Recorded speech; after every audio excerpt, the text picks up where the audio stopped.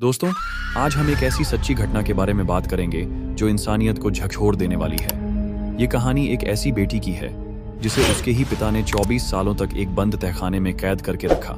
सोचिए, पूरे 24 साल ना रोशनी देखी, ना ताज़ी हवा महसूस की और ना ही दुनिया से कोई संपर्क। इतना ही नहीं, इन 24 सालों में उस बेटी ने अपने ही पिता की वजह से 7 बच्चों को जन्म दिया।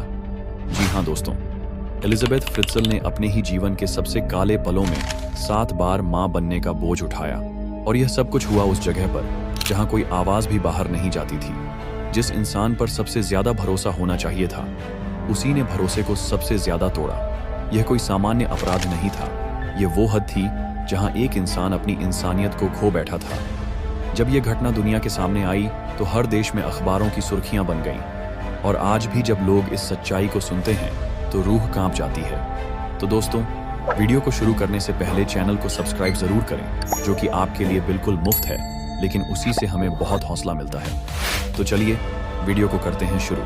यह कहानी शुरू होती है साल 1984 में, ऑस्ट्रिया के एक शांत से शहर एम्स्टर्डम में, जहां एक ऐसा राज्य जन्म ले रहा था जिसे जानकर पूरी दुनिया थर्रा उठी। ये वो राज था जिसने इंसानियत की सीमाओं को चकनाचूर कर दिया, और ये सवाल खड़ा कर दिया कि क्या कोई बाप अपनी ही बेटी को 24 साल तक तहखाने में कैद कर सकता है। बाहर से देखने में यह परिवार एकदम सामान्य लगता था, माँ, बाप और उनके 7 बच्चे। लेकिन इसी आम से दिखने वाले घर की नींव के नीचे छिपा था एक ऐसा अंधेरा जो आने वाले सालों तक इंसानों को सोने नहीं देगा। उस घर में रहती थी एक 18 साल की लड़की, एलिजाबेथ फ्रित्सल। उसका जन्म 6 अप्रैल 1966 को हुआ था। वो एक शांत स्वभाव वाली, सीधी सादी लड़की थी जो एक पशु चिकित्सक सहायक बनने का सपना देख रही थी। वो अपने माता पिता के 7 बच्चों में से चौथी संतान थी, यानी 3 बड़े भाई बहन और 3 छोटे। लेकिन एलिजाबेथ का रिश्ता अपने पिता जोसेफ फ्रित्सल से कभी सामान्य नहीं रहा। उनके बीच हमेशा तनाव, डर और दूरी बनी रहती थी। वह अक्सर अपने पिता से झगड़ती, माँ से शिकायत करती और एक पल के लिए भी खुलकर सांस नहीं ले पाती थी। 16 साल की उम्र में वह एक बार घर से भागी भी थी, लेकिन पुलिस ने कुछ ही दिनों में उसे ढूंढकर वापस उसी घर में सौंप दिया, और वो फिर से उसी नरक में धकेल दी गई जिसे वो अपना घर समझती थी। 28 अगस्त 1984, वो दिन जब एलिजाबेथ की जिंदगी हमेशा के लिए बदल गई। उस दिन जोसेफ ने एलिजाबेथ से कहा कि नीचे तहखाने में एक नया दरवाजा लगाना है, जरा मदद चाहिए। एलिजाबेथ उसके साथ नीचे चली गई, शायद थोड़ी हिचक के साथ, लेकिन उसने कभी ये नहीं सोचा था कि ये सीढ़ियां उसे एक ऐसे अंधेरे में ले जाएंगी जिसका कोई अंत नहीं होगा। जैसे ही वह तहखाने में पहुंची, जोसेफ ने पीछे से लोहे का मोटा दरवाजा बंद कर दिया। एक ऐसा दरवाजा जिसे किसी ने देखा तक नहीं था, एक ऐसा तहखाना जिसे जोसेफ ने कई सालों की प्लानिंग और छुप छुपाकर बनाया था, बिना खिड़की, बिना रोशनी और बिना वापसी के रास्ते के। शुरुआत में तो एलिजाबेथ को यही लगा कि शायद उसे कुछ मिनटों या कुछ घंटों के लिए ही इस तहखाने में बंद किया गया है। उसके मन में यही उम्मीद थी कि उसके पिता जल्द ही उसे बाहर निकाल लेंगे। लेकिन उसे क्या पता था कि जिस जगह को वह कुछ घड़ियों का अंधेरा समझ रही थी, वहीं उसे अपनी आधी जिंदगी बितानी पड़ेगी। जी हाँ, पूरे 24 साल इसी तहखाने में, इसी अंधेरे में।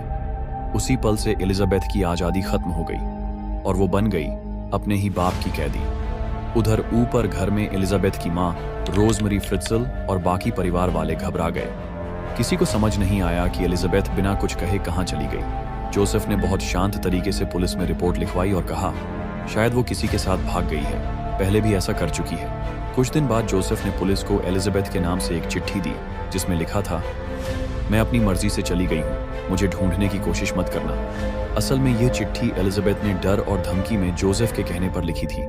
पुलिस ने उसे सिर्फ एक भागी हुई युवती मानकर मामला बंद कर दिया, लेकिन कोई नहीं जानता था कि एलिजाबेथ कहीं और नहीं, उसी घर के नीचे एक सीमेंट की बंद कब्र जैसी कोठरी में थी, जहां कोई रोशनी नहीं पहुंचती, कोई आवाज बाहर नहीं जाती और हर सांस सिर्फ अंधेरे में सड़ती रहती थी।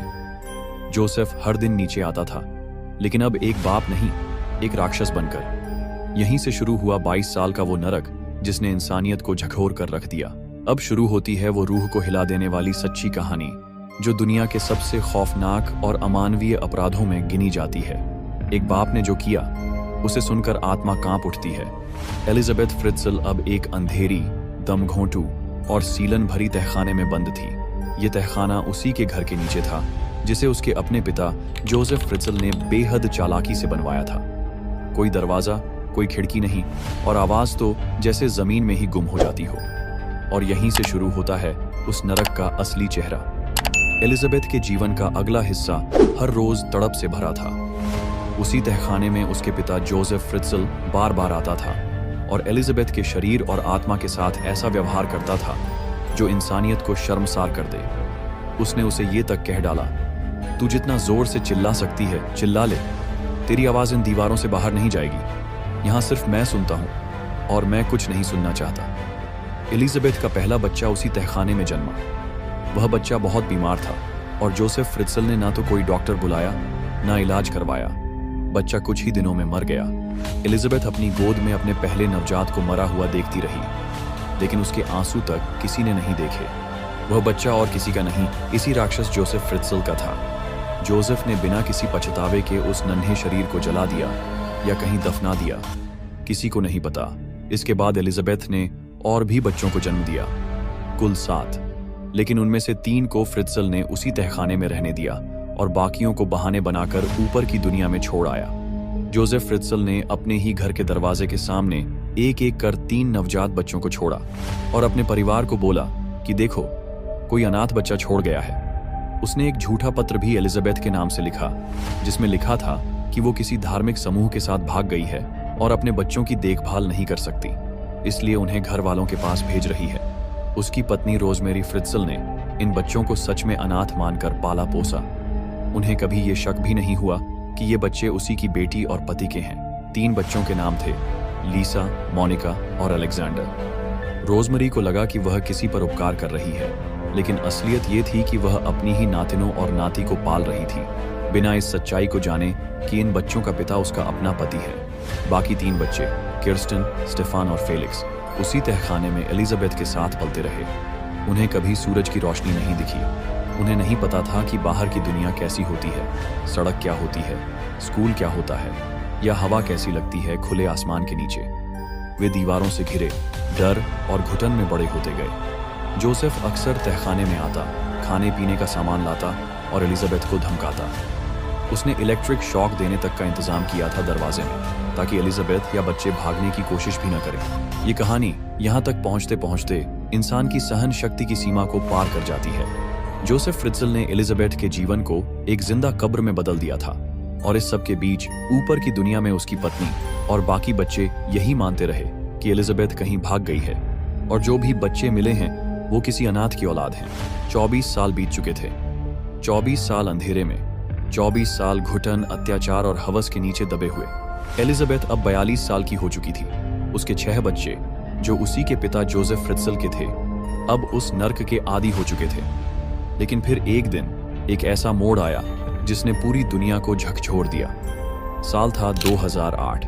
एलिजाबेथ की सबसे बड़ी बेटी किर्स्टन, जो उस तहखाने में ही जन्मी और पली बड़ी थी, गंभीर रूप से बीमार हो गई। उसका शरीर सूख चुका था, मुंह से झाग निकलने लगे थे, आंखें उलट गई थीं। एलिजाबेथ बार बार अपने पिशाच पिता जोसेफ से विनती करती रही, उसे अस्पताल ले चलो, वो मर जाएगी। अगर आज तुमने मदद नहीं की तो वो नहीं बचेगी। शायद पहली बार जोसेफ को एहसास हुआ कि अगर बच्ची मर गई और उसके शव की जांच हुई तो पूरा राज बाहर आ जाएगा। इसलिए उसने एक योजना बनाई, किर्स्टन को अस्पताल में छोड़ दिया और वहां भी एक झूठी कहानी सुनाई। उसने डॉक्टरों से कहा, ये मेरी बेटी एलिजाबेथ की बेटी है। एलिजाबेथ एक धार्मिक समुदाय में है, उसने मुझे इस बच्ची की देखभाल के लिए भेजा है। लेकिन डॉक्टरों को कुछ गड़बड़ लग रही थी। किर्स्टन की हालत देखकर लग नहीं रहा था कि वो किसी आम घर से आई हो। उसका शरीर सूरज की रोशनी से अनजान था।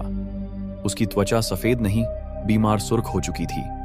उसके बाल झड़े हुए थे और उसका व्यवहार ऐसा जैसे उसने इंसानियत की दुनिया कभी देखी ही नहीं। डॉक्टरों और अस्पताल स्टाफ को शक हो गया। उन्होंने पुलिस को बुला लिया। अब जोसेफ पर दबाव बढ़ने लगा। उसे लगा, अगर वो एलिजाबेथ को सामने न लाए तो पुलिस खुद खोजने लगेगी। इस बार उसने एलिजाबेथ को तहखाने से बाहर निकाला, 24 सालों में पहली बार एक सामान्य इंसानी दुनिया की हवा लेने के लिए। एलिजाबेथ कांप रही थी, उसका चेहरा जला हुआ, आंखों में डर और पीड़ा, लेकिन उम्मीद भी झलक रही थी। पुलिस ने जब जोसेफ से सवाल किए तो उसने फिर वही झूठी कहानी दोहराई। मेरी बेटी एलिजाबेथ भाग गई थी, किसी धार्मिक संप्रदाय में चली गई थी, अब वापस आई है। लेकिन इस बार एलिजाबेथ चुप नहीं रही। उसे पता था अगर आज वो नहीं बोलेगी तो शायद कभी नहीं बोल पाएगी। इसलिए एलिजाबेथ ने सच्चाई बता दी। 24 साल की कैद, तहखाना, बलात्कार, बच्चे, मरा हुआ नवजात, झूठी चिट्ठियां, ऊपर रहने वाले बच्चे, नीचे पलने वाले बच्चे, सब कुछ, एक एक बात, पूरे विस्तार से। पुलिस दंग रह गई। एलिजाबेथ और बाकी 3 बच्चों को मेडिकल देखभाल के लिए रखा गया, लेकिन अब भी सबूत चाहिए थे। पुलिस ने जोसेफ फ्रित्zel से पूछताछ की तो शुरुआत में वो बिल्कुल शांत और निर्दोष बनने का नाटक करता रहा। लेकिन जब पुलिस ने एलिजाबेथ की गवाही और डीएनए टेस्ट उसके सामने रखे कि सारे बच्चे उसी के हैं और वो सब एलिजाबेथ से हुए हैं, तो अब जोसेफ का झूठ बिखर गया। उसने पूरी सच्चाई कबूल ली। पूरे ऑस्ट्रिया में भूचाल आ गया। जिस इंसान को एक सच्चा परिवार वाला, एक सामान्य बुजुर्ग समझा जाता था, वही सबसे बड़ा पिशाच निकला। जोसेफ फ्रित्zel को गिरफ्तार किया गया। 2009 में उसे कोर्ट में पेश किया गया।